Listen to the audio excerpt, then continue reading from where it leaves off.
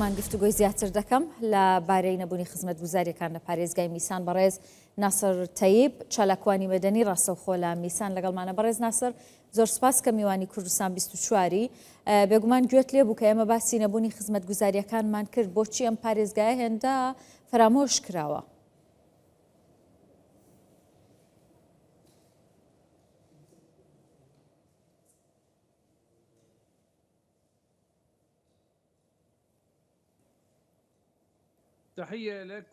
سڵاو لە بەڕێستان و لە کارمەندانی کەناڵی کوردستان 24.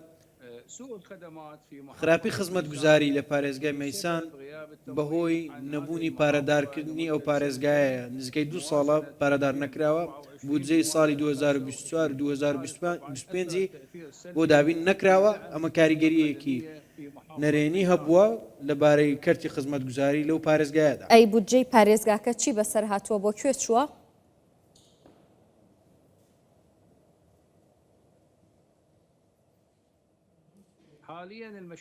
ئێستا ئەو پرۆژانە کە لە پارێزگای میسان هەن لەسەر پرۆژەی ساڵی 2023 و ئاسایشی خۆراکە، بەڵام بۆ بودجەی ساڵی 2024 و 2025 ئەم بودجەیە خەرج نەکراوە. پرسیارەکەی منیش ئەو بوو، بۆچی بودجەی بۆ خەرج نەکراوە 2 ساڵە؟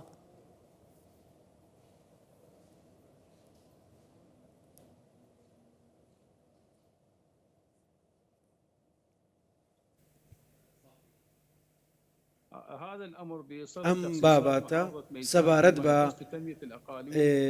بە بژانەوەی هەرێمەکان بەهۆی نەبوونی پارەدارکردنە لەلایەن وەزارەتی داراییەوە لە بەغدا. هۆکارەکەی ئەمەیە و دوای ئەم پرۆژانەکە لەلایەن وەزارەتی پلاندانانەوە دەستنیشان کراوە. هۆکارەکە شێوە بۆ وەزارەتی پلاندانان پارەداری باشە، بەڵام پارێزگاکە خۆی دەوڵەمەندە بە سامانی نەوت، بە ئاژەڵداری، بە کشت و کاڵ. لەسەر داهاتی پارێزگاکە هیچ پرۆژەیەک جێبەجێ ناکرێت؟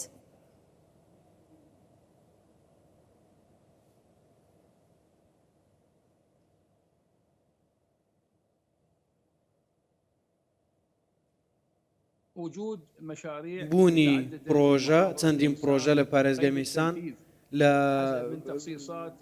بواری جێبەجێکردندان دەبێت بە گوێرەی ئەو بودجەی ساڵی 2023 دەستنیشان کراوە و پارەی نەوتیش و ئەو پارەی کە بۆ ئاسایشی خۆراک دەستنیشان کراوە.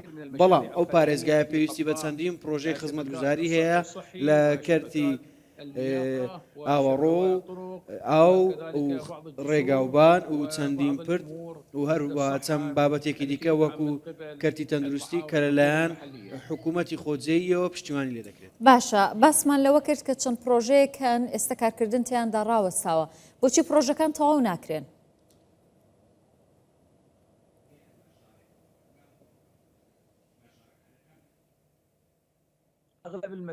زۆرینەی پرۆژەکان کە کەڵەکە بوونە و کۆبوونەتەوە پرۆژەی وزارین لە ساڵی 2014 تاوەکو ئێستا ڕاگیراون و لەلایەن حکوومەتی فیدراالیەوە پارەدار نەکراون. باشە، ینی پارێزگای میسان تەنیا پارێزگانیە کە ئێمە وەکو کوردستان 24 بەدوادا چوونمان بۆ کردووە. زۆربەی پارێزگاکان دەڵێن پرۆژەی خزمەتگوزاری تەنانەت خزمەتگوزاریە سەرەتاییەکانیشمان بۆ جێبەجێ ناکەن. ئەیکەواتە داهاتی عێراق چی لێ دێت؟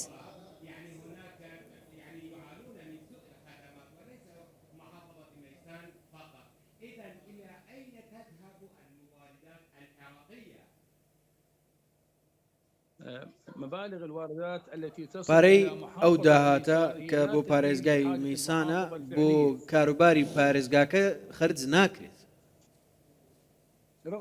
وێڕای ئەوەی پارێزگای میسان پارێزگایەکە لە ڕاستیدا وەزارەتی نەوت نزیکەی 600,000 بەرمیل نەوت ڕۆژانە لەو پارێزگایە بەدەست دەهێنێت. جگە لەوەش بانکی ئیسلامی لەو پارێزگایەدایە. چ شتێک ئێستا زۆر پێویستە بۆ پارێزگاکە ئەنجام بدرێت؟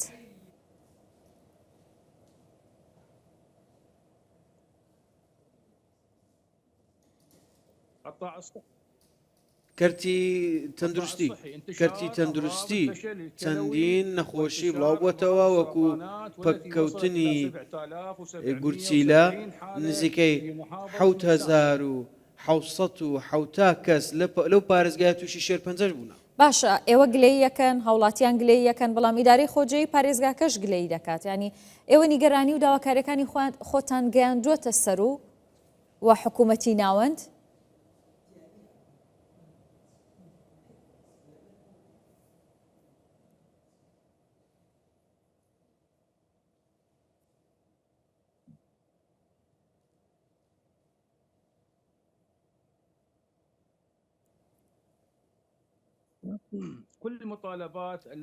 سەرجەم داواکاریەکانمان کە باسمان کردبووە و هەموو ئەو ئەرێنیانەی نەرێنیانەی لە کەرتی تەندروستیدان لەژێر چاوی وەزارەتی تەندروستیدا ئاگادارە و چەندین جار بەرپرسان سەردانی پارێزگای مەیسانیان کردووە ئەمانە ئاماژە بوونە ئەم کاروبارانە لە مەیسان دۆخیان خراپە بەڵام بەداخەوە بە چاوێکی جددی سیر نەکراوە و پارێزگاکە پارەدار نەکراوە وەکو گوتم 300 کەس لەو پارێزگایە گورچیلیان پەککەوتۆ لە کار کەوتووە زیاتر لە 1970 کەسیش تووشی شێرپەنجە بوو. وەڵامیان بۆ ئێوە چییە بۆ نیگەرانیەکانتان بۆ داواکاریەکانتان؟